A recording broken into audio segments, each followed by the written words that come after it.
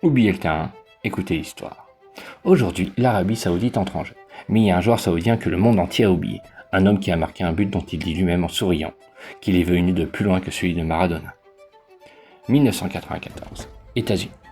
La toute première Coupe du Monde de l'Arabie Saoudite. Personne ne les connaît, personne ne les attend. Ils débutent par une défaite contre les Pays-Bas, mais le match suivant, contre la Belgique, va tout changer.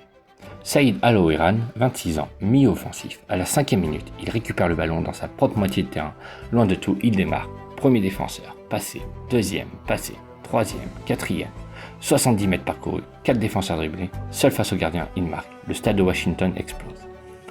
Le but de Maradona contre l'Angleterre en 1986, élu plus beau but du siècle, avait été construit sur 55 mètres avec 5 drilles. Celui d'Al-Oiran, 70 mètres, 4 défenseurs.